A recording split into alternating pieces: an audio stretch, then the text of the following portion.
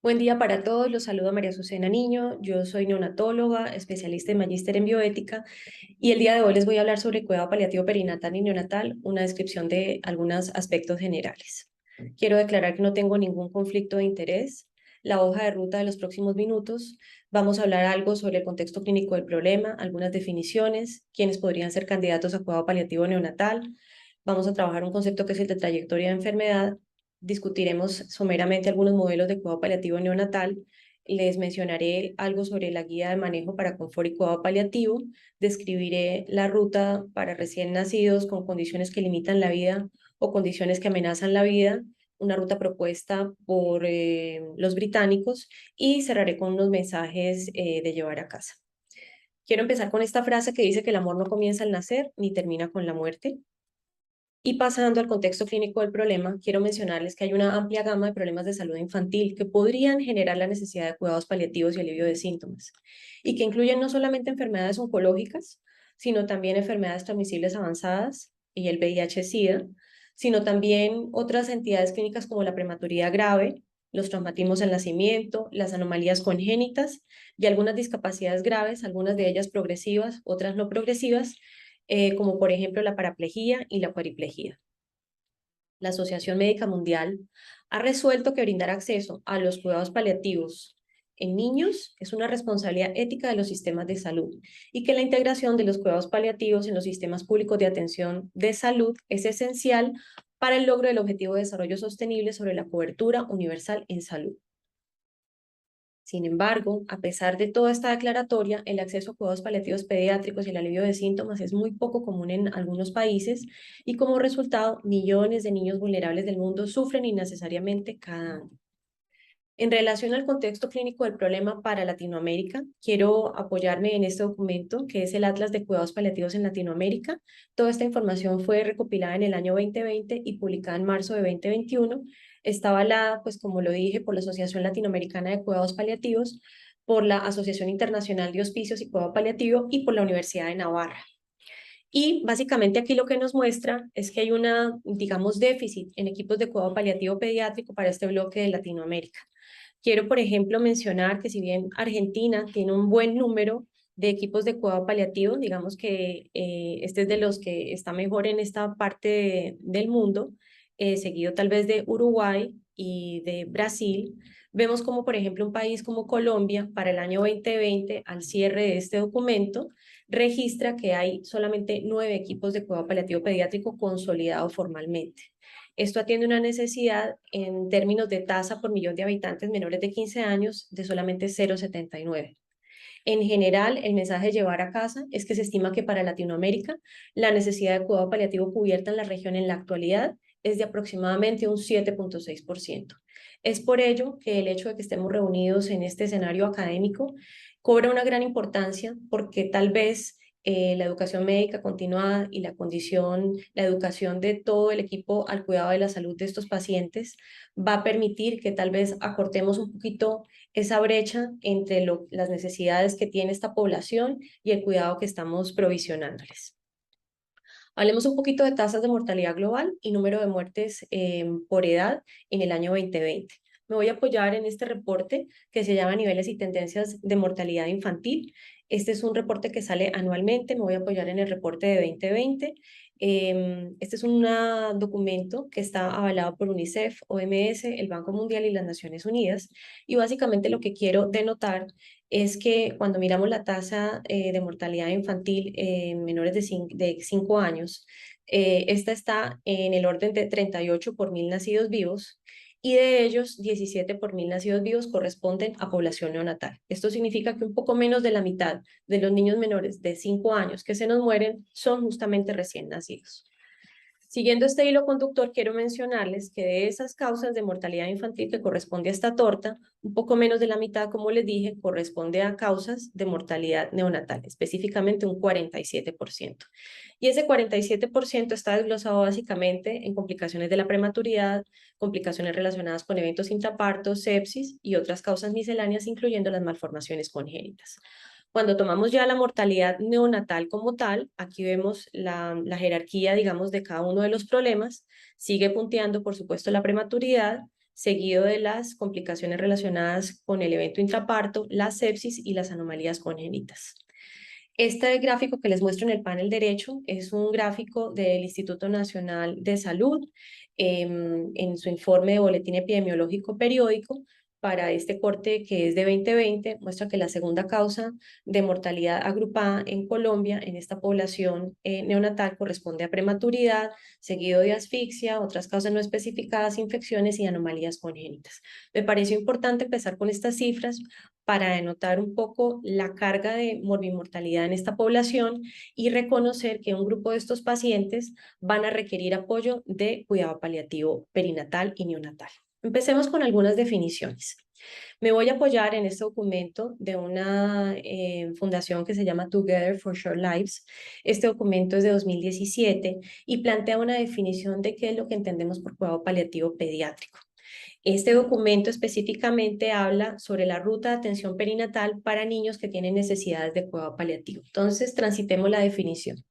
Dice, el cuidado paliativo para los bebés, niños y personas jóvenes con condiciones que limitan la vida corresponde a un cuidado total, activo, desde el punto que se hace el diagnóstico o el reconocimiento de la entidad clínica a través de la vida del niño, la muerte y en el proceso de duelo.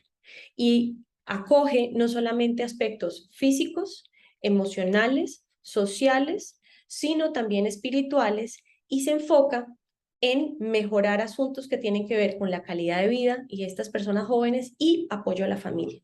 Además, incluye no solamente el manejo de síntomas incómodos, sino permitirle algunos lapsos de descanso al cuidador durante el proceso del apoyo en la transición al tema de fin de vida y el apoyo en duelo. Entonces, miren lo interesante de esta definición. Aquí no solamente va a incluir a los pacientes pediátricos como tal, sino a su núcleo familiar.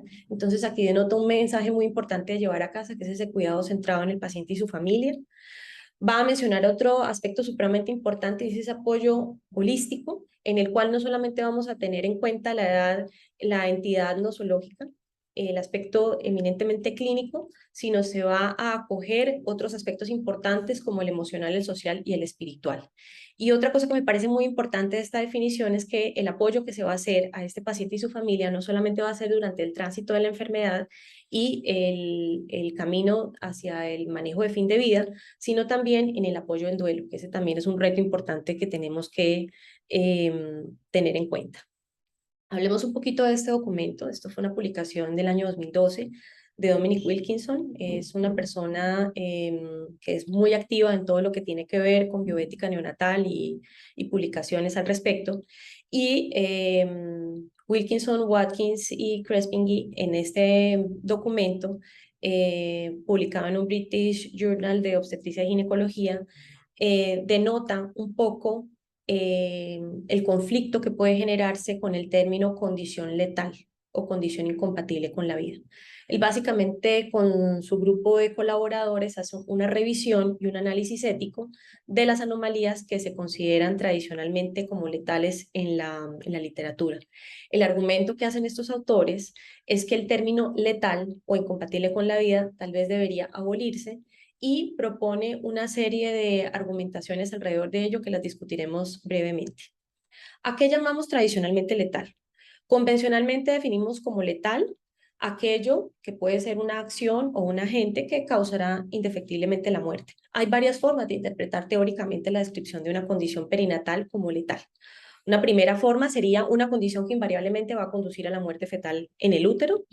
Una segunda sería una afección que invariablemente conducirá a la muerte en el útero o en el periodo neonatal. Entonces ya se extiende al periodo neonatal, independientemente del intento de apoyo de tratamiento.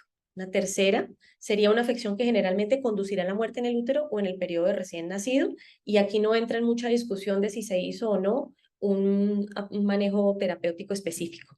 Y la cuarta sería una afección que se ha asociado con la muerte en el útero o en el periodo neonatal, digamos a manera general. ¿Cuál de las cuatro definiciones es la correcta? Entonces, miren qué interesante esta tabla, porque esta tabla de pronto nos hace mirar el problema con otros ojos, de pronto un poco más balanceados.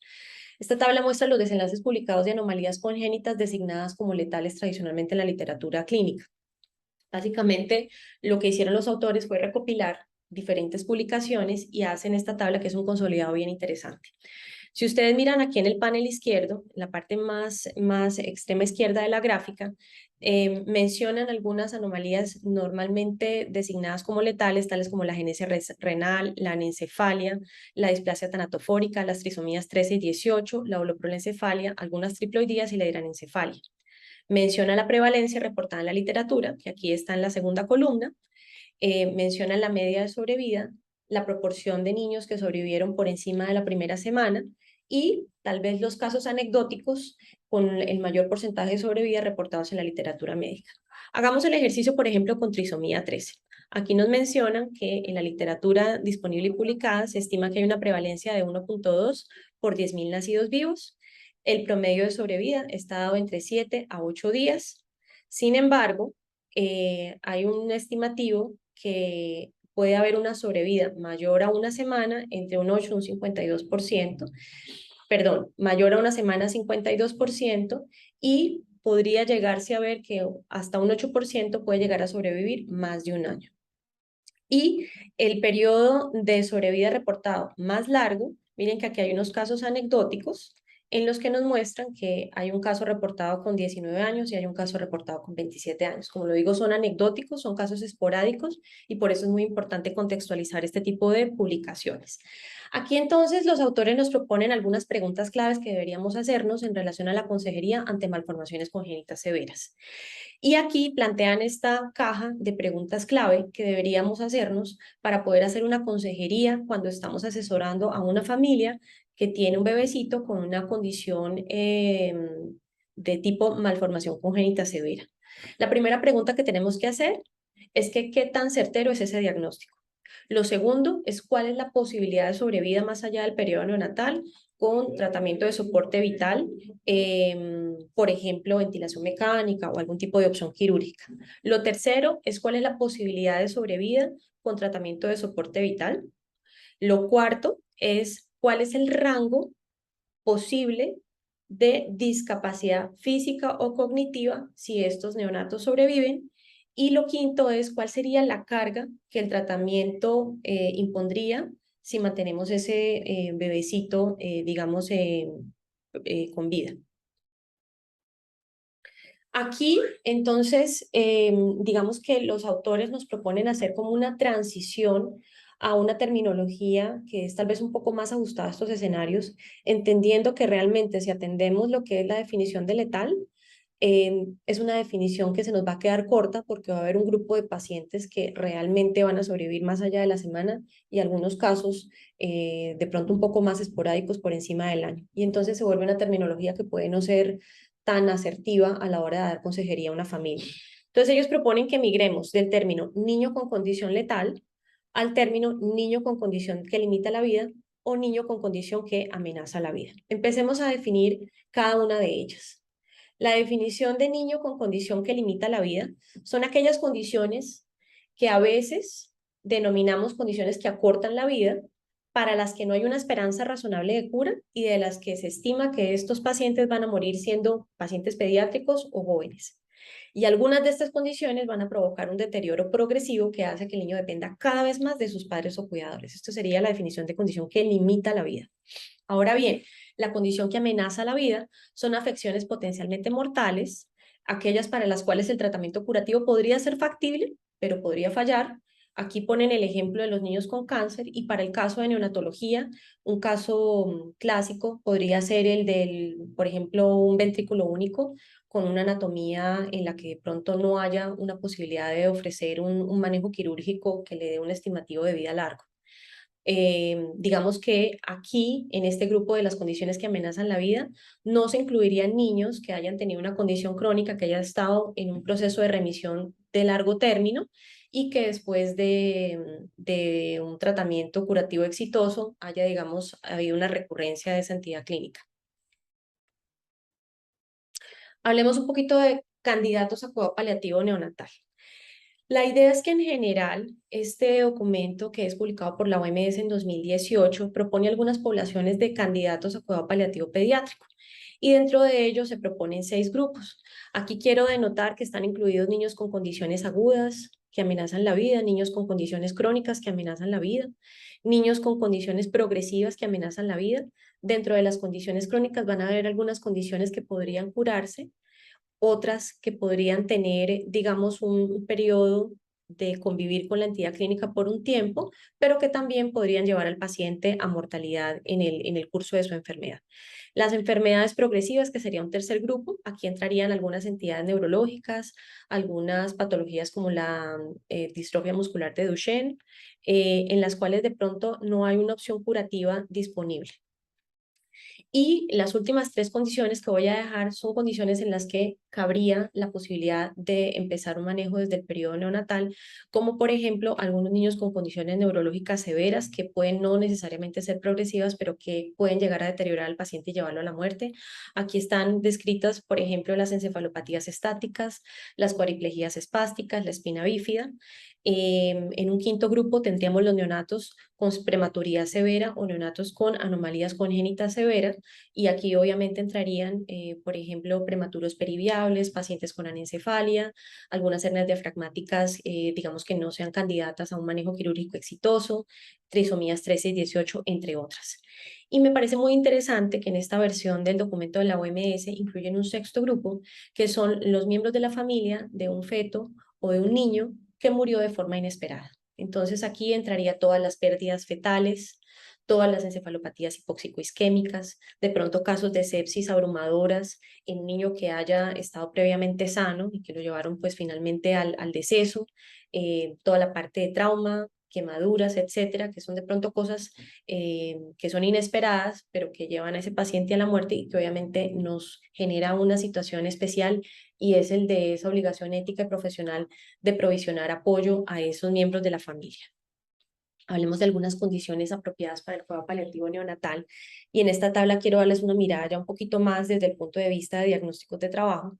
Aquí quiero que trabajemos la tabla en dos tiempos: condiciones que limitan la vida y condiciones terminales, y en este punto quiero mencionar que en esas condiciones que limitan la vida entrarían las que tradicionalmente, antiguamente llamamos condiciones letales, como por ejemplo de la hidranencefalia, la anencefalia, algunos casos severos de holoprosencefalia, otras anomalías graves del sistema nervioso central que tiene una expectativa de vida corta, la hipoplasia pulmonar, a veces el tema de algunas hernias diafragmáticas congénitas con muy mala anatomía y con no digamos tributarias de manejo quirúrgico, anomalías esqueléticas, hírops fetales severos, agenesia renal bilateral, todo el tema de las anomalías genéticas tipo trisomía 13, 18, algunas anomalías metabólicas que generan una expectativa de vida corta porque no tienen de pronto una opción de manejo disponible. Y aquí también me parece muy importante que en este documento de la doctora Parravicini, ella lo sombrea, digamos, en verde, que son algunas condiciones que pasan a convertirse en condiciones terminales. Aquí entrarían algunos pacientes que se admisionan a la unidad de cuidado intensivo neonatal, que se les trabaja fuertemente en la UCI neonatal, pero que llega un momento en el que en el curso de su enfermedad, en la trayectoria de su manejo en la unidad, pasan a entrar a una condición de terminalidad. En este caso, estarían los prematuros extremos, digamos, en ese límite de viabilidad o que estén por debajo de la viabilidad, los neonatos que no respondieron a maniobras de reanimación cardiopulmonar, algunos niños que tengan apneas centrales asociadas a encefalopatía, por ejemplo, hipóxico-isquémica, o una injuria cerebral muy grave, por ejemplo, por una hemorragia intraventricular severa o una leucomalacia periventricular severa, y algunos neonatos que están en estadios terminales de enfermedades de órganos blancos como pulmón, corazón o falla orgánica múltiple. Aquí pues se menciona también por sistemas. Podríamos evidenciar en cada uno de los sistemas: pulmonar, cardiovascular, neurológico, renal, gastrointestinal, musculoesquelético, genético, algunas inclusive neoplasias raras en el periodo neonatal, y por supuesto el grupo de la prematuridad extrema. Digamos que en cada uno de esos grupos de trabajo podríamos encontrar algunas condiciones que caerían en la categoría de candidatas a manejo con cuidado paliativo perinatal y neonatal. Hablemos de un concepto que me parece importante, y es el de trayectoria de enfermedad y punto de inflexión. Para esto me voy a apoyar en este documento escrito por paliativistas pediatras de nuestro país, en el cual de una manera gráfica explican de una forma muy bonita el concepto de trayectoria de enfermedad. Entonces quiero mencionar, primero quiero que miren que la tabla tiene cuatro divisiones.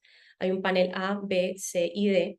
Y en rojo está delimitado la intervención con cuidado paliativo. Quiero denotar que van a haber diferentes condiciones en cada uno de ellos y quiero que presten especial atención a que en cada uno de los paneles vamos a tener en el eje de las X la línea del tiempo y en el eje de las Y el concepto de calidad de vida. Entonces va a haber un primer tipo de situación que es el de la muerte inesperada. Entonces es un paciente que está con una calidad de vida al 100%, sucede un evento catastrófico que lo lleva a la muerte inesperada y básicamente lo que nos queda es hacer el tema del apoyo en duelo. En el panel B tenemos un paciente que empieza con una calidad de vida al 100, pero que tiene lo que ellos denominan un deterioro progresivo continuo. Entonces vemos que el paciente cae y empieza a descender en esa calidad de vida. Y aquí empieza a jugar un rol muy importante que ellos lo mencionan en rojo, el manejo y el apoyo de cuidado paliativo. Hay un tercer grupo de pacientes que sería el paciente que tiene deterioro fluctuante y es un paciente que arranca con una calidad de vida al 100, pero que se empieza a deteriorar. A veces puede tener en esas intercurrencias asomos de mejoría, pero finalmente tiende hacia el deterioro y finalmente vemos cómo cuando esa calidad de vida está muy diezmada, definitivamente el manejo tiene que ser activamente hacia cuidado paliativo. Y el cuarto grupo es el grupo que ellos han denominado fragilidad de crisis. Entonces es un paciente que realmente no empieza con calidad de vida al 100, sino realmente empieza con una calidad de vida pobre. Y es una calidad de vida que tiene periodos de mayor fragilidad, periodos de deterioro, periodos de crisis. Puede haber algunos asomos de mejoría en la línea del tiempo, pero en general siempre su línea de base tiende a ser pobre, tiende a ser, digamos, con no una calidad de vida, digamos, plena. Y finalmente en esas intercurrencias en algún momento, una de ellas lo puede llevar al proceso de la muerte. Aquí vemos la importancia también del manejo con cuidado paliativo. Entonces, el concepto de punto de inflexión es ese punto, digamos, de no retorno, ese punto en el que, digamos, no estamos simplemente en una intercurrencia, sino que simplemente ya nos muestra, como lo vemos en cada uno de los gráficos, que ya el paciente ha entrado al punto de deterioro que lo va a llevar a su proceso de fin de vida. Les voy a plantear algunos modelos de cuidado paliativo neonatal. Aquí la propuesta que se hace es migrar hacia un modelo más integrativo, más que simplemente pedir una interconsulta por cuidados paliativos, es integrar el manejo, digamos, paliativo desde etapas muy tempranas de la atención de este tipo de neonatos. Y aquí quiero proponerles esta gráfica del doctor Balaguer, que es una persona, una autoridad en todo este tema de cuidado paliativo. Él está en España y básicamente él muestra la evolución conceptual del cuidado paliativo perinatal. Él aquí nos muestra una manera muy bonita en esta gráfica cómo hemos ido evolucionando a entender un poco la importancia del manejo de dolor, a empezar a entender que no solamente es manejar dolor, sino proveer confort de una manera multisensorial, a promover ese contacto con la madre y con la familia y cuidar esos aspectos emocionales, a proveer ese cuidado centrado en la familia, hacer un manejo integrado, articulando nociones psicológicas, sociales y espirituales, y a que se empiece un manejo temprano del apoyo en duelo en ese, digamos, en ese cuidado integral. La idea es que si es posible y si se hacen diagnósticos prenatales, la meta obviamente es que se empiecen muchas de estas intervenciones de apoyo a este núcleo familiar desde el periodo perinatal.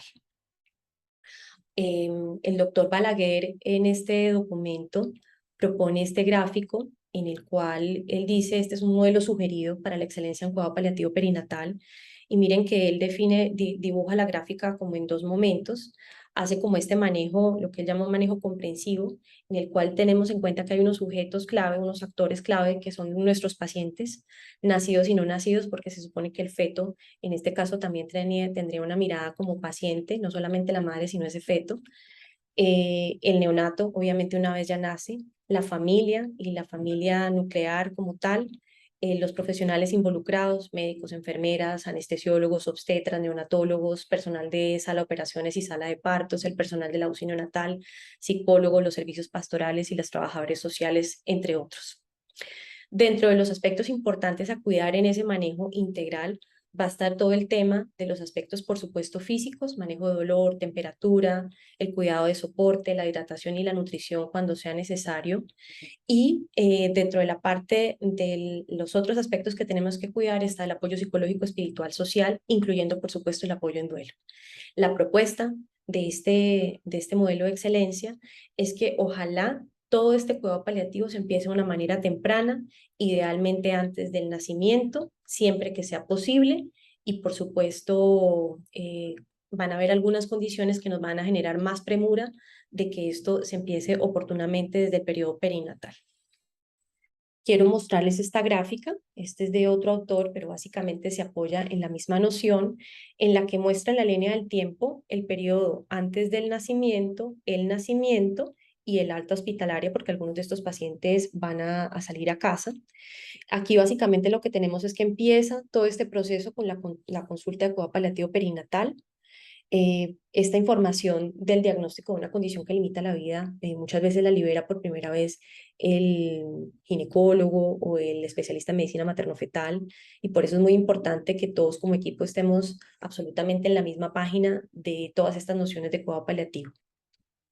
Aquí obviamente se va a generar un tema de plan de parto, plan de atención, que esto se va a trabajar a lo largo del curso. El bebé nace y tiene que generársele dentro de las opciones la opción del cuidado paliativo. Aquí la meta de este modelo integrativo es que no sea como en la línea del tiempo un punto abrupto en el que digamos hasta aquí va cuidado intensivo y de aquí en adelante va cuidado paliativo, sino lo que proponen los autores es básicamente que se haga un manejo integrativo con esa mirada curativa, pero también con esa mirada paliativa.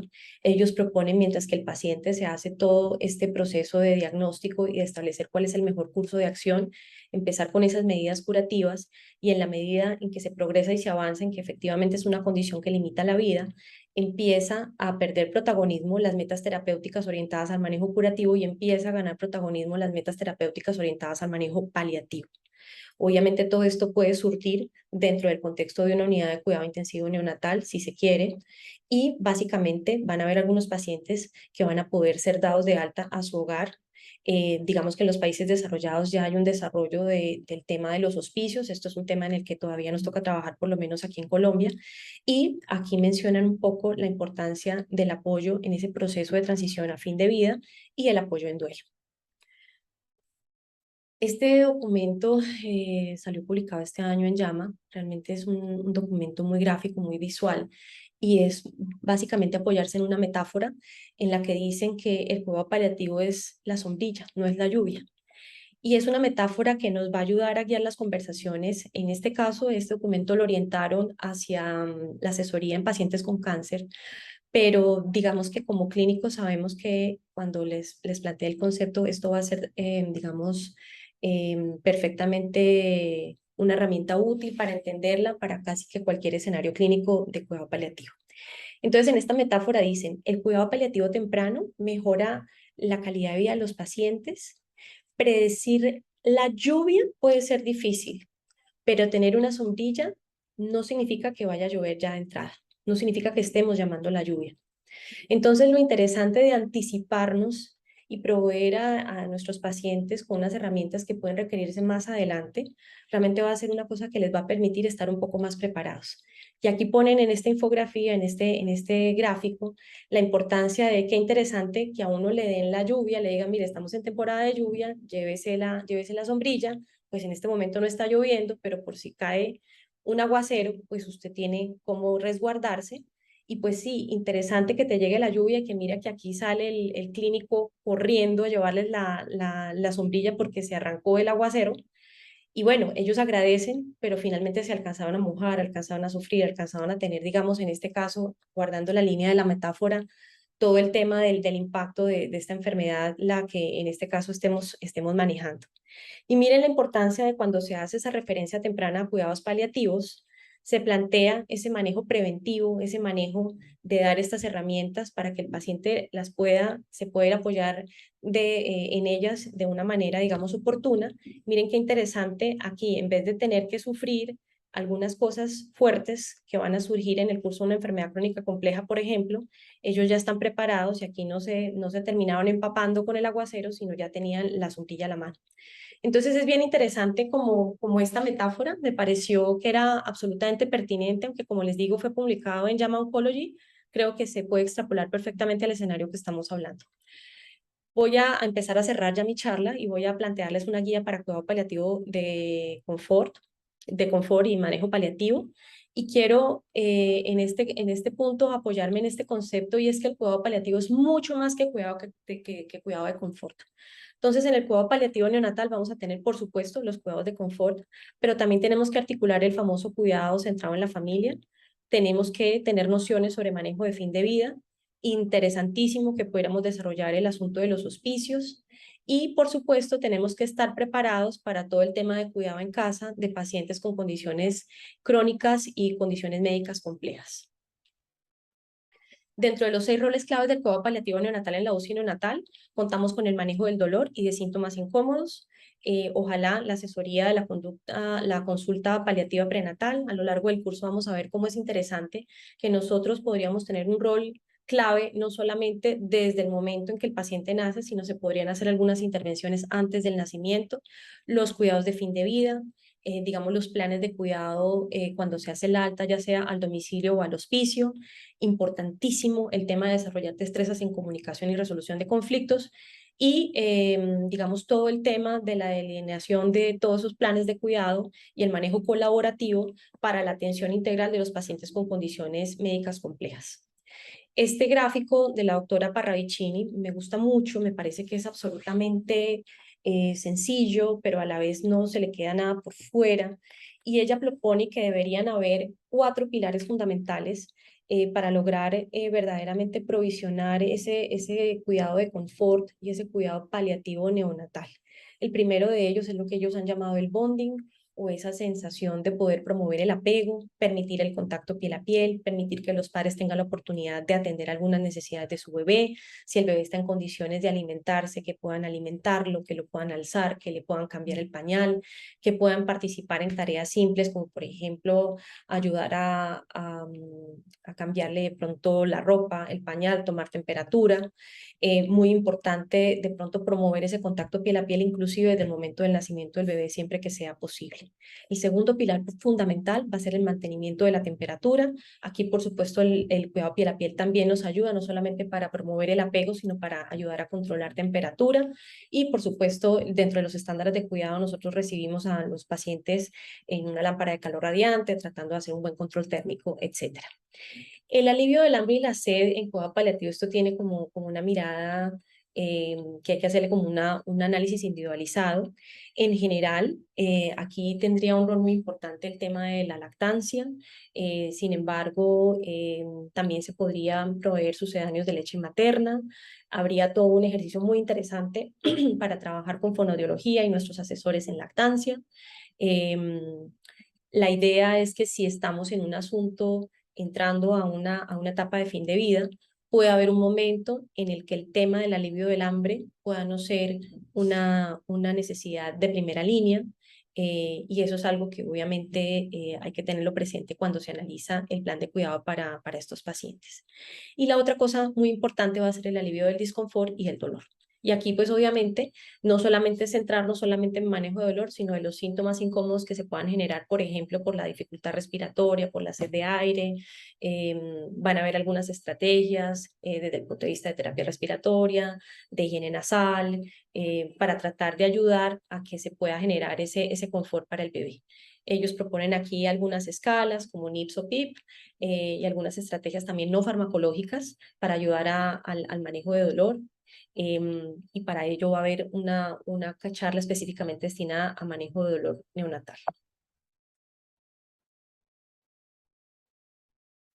Quiero proponer esta ruta para recién nacidos con condiciones que limitan la vida. Esto es del documento de los británicos que yo les mencionaba y básicamente es una ruta de atención para niños con condiciones que limitan la vida. Ellos básicamente dicen o proponen que hay 3 momentos. Un primer momento donde hacemos el diagnóstico y el reconocimiento de la entidad clínica. Un segundo momento que es donde planteamos un plan de cuidado y se hace el cuidado como tal. Y el tercero es cuando ya se empieza la transición al momento de fin de vida, en el cual obviamente las metas terapéuticas se ajustan a esas necesidades muy particulares. Aquí básicamente me gustó mucho esta infografía publicada en British Medical Journal, en el cual ellos hacen como todo un análisis gráfico de qué sería lo que deberíamos proveer a un paciente menor de edad que le estamos generando un plan de cuidado para anticiparnos a un asunto de fin de vida. Entonces vamos a empezar con un diagnóstico que está aquí en rojo, un diagnóstico de una condición que limita la vida. Pueden haber unas etapas tempranas de la enfermedad en la cual hacemos un apoyo interdisciplinario, en el cual tratamos de hacer un plan de cuidado orientado a las necesidades de ese paciente. Se puede generar un plan de cuidado avanzado, por ejemplo, para ese paciente que va a egresar a casa y que va a estar de pronto en la categoría de un paciente con condición crónica compleja. Va a haber un tema después de que ya se ha hecho todo ese planeamiento de plan de cuidado ya como tal de alta, y aquí va a ser muy importante todo el tema, no solamente del apoyo médico, clínico, sino también todo el apoyo de manejo de duelo, el apoyo de trabajo social, el apoyo práctico, digamos, de rehabilitación, el tema del apoyo psicológico y el soporte espiritual. Aquí obviamente esto es un manejo interdisciplinario y no solamente enfocado en necesidades eminentemente médicas. Luego va a venir el proceso ya como tal de fin de vida, y aquí, por supuesto, es muy importante ayudarle a la familia a transitar ese proceso de fin de vida. Aquí es muy importante respetar y entender y explorar la cosmovisión de cada núcleo familiar para poder respetar su parte cultural, sus nociones individuales como familia, que es importante para ellos tener en cuenta para hacer este tránsito al proceso de fin de vida. Y luego va a sobrevenir como tal la muerte, pero aquí no termina la tarea. Si ustedes miran, aquí hay una parte verde de la gráfica que se llama duelo, y aquí va a ser muy importante el tema de poder apoyar en duelo, validar los deseos de la familia en relación a cómo se va a manejar ese ritual del proceso de muerte. Si va a haber algún tipo de situación de donación de órganos, pues por supuesto esto hay que hacerlo con todo el respeto que corresponde, siguiendo la normativa del país donde nos encontremos, y toda la parte de los servicios funerarios y el manejo respetuoso y digno de ese bebé. Dentro de los criterios de ingreso y egreso en las unidades de recién nacidos en Colombia, me pareció interesante desde el punto de vista administrativo mencionar que dentro de este documento que se publicó en 2020, elaborado por la Asociación Colombiana de Neonatología, en uno de sus apartes, en la parte de los criterios de cuidado intermedio, se dejó como prioridad 3 pacientes que pueden recibir tratamiento intensivo para aliviar su enfermedad aguda. Sin embargo, se les podría determinar adecuación de medidas asistenciales, tales como no intubar o no efectuar maniobras de reanimación cardiopulmonar si se llegasen a requerir, como por ejemplo pacientes que son tributarios de manejo en cuidado paliativo.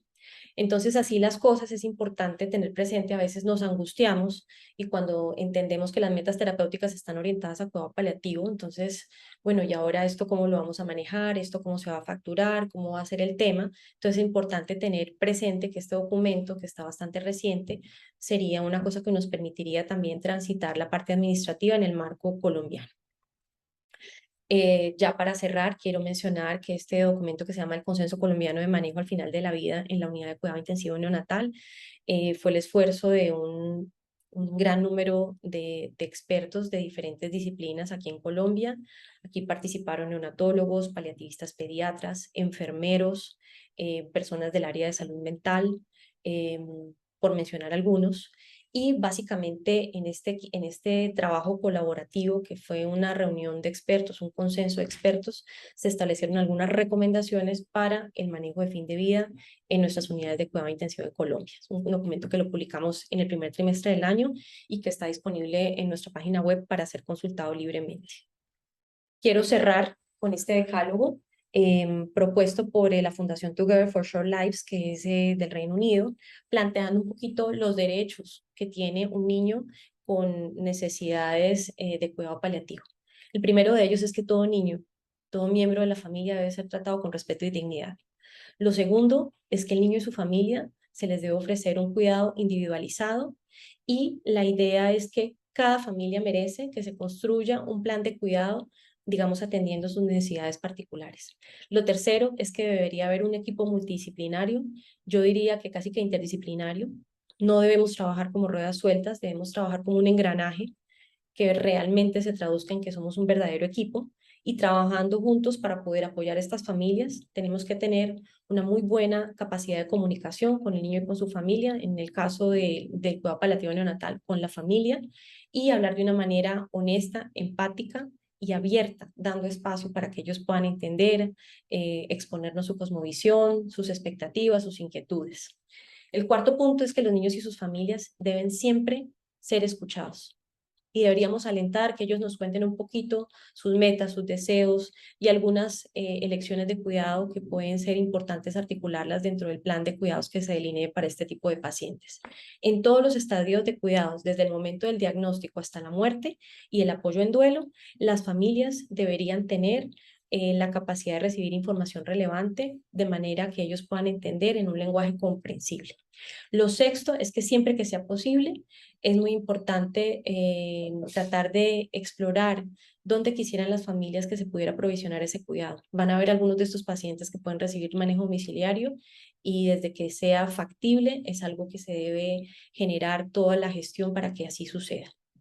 Si definitivamente la familia manifiesta que dentro de su cosmovisión, dentro de sus deseos, dentro de sus necesidades, prefieren que esto suceda en el hospital, este cuidado, digamos, sobre todo en asuntos de fin de vida, también debe ser algo que se respete. El apoyo emocional, psicológico y espiritual siempre se debe ofrecer al paciente y su familia. Los niños deben permitirse la oportunidad del acceso a la educación, esto sería más para pediatría. Lo noveno es que los niños y sus familias deben poder tener la posibilidad de discutir el plan de cuidado para el fin de vida y es muy importante, digamos, también extender a veces este apoyo no solamente a la familia nuclear, sino en algunos casos hay algunas personas de la familia extendida y algunos amigos muy cercanos que también están apoyando ese núcleo familiar y también se deberían articular en esos cuidados de apoyo emocional. Cierro con esta frase. El cuidado paliativo, o para los proveedores de cuidado paliativo, usualmente deben reconocer que para la mayoría de personas el mayor miedo no es a la muerte como tal, sino el mayor miedo es a ser abandonados. Entonces, la peor cosa que podemos hacer es abandonar a alguien que está en sufrimiento. Las actitudes que promueven la muerte, más que afirmar la vida, finalmente derivan en el abandono. Esta frase de Cecil Saunders, que es una de las madres del cuidado paliativo, yo creo que es una frase poderosa. Miren que declara que muchos de estos pacientes tributarios de cuidado paliativo, y por supuesto esto no está restringido a la parte neonatal, sino en general a cualquier paciente tributario de cuidado paliativo, el mayor temor que siente no es hacia la muerte, sino hacia el abandono. Entonces, nunca es una opción decir no tenemos nada que hacer porque siempre hay algo que ofrecer y el cuidado paliativo es una excelente herramienta que nos puede ayudar en estas situaciones de condiciones que limitan la vida. Muchas gracias por su atención y quedamos atentos a las preguntas en los hilos de discusión.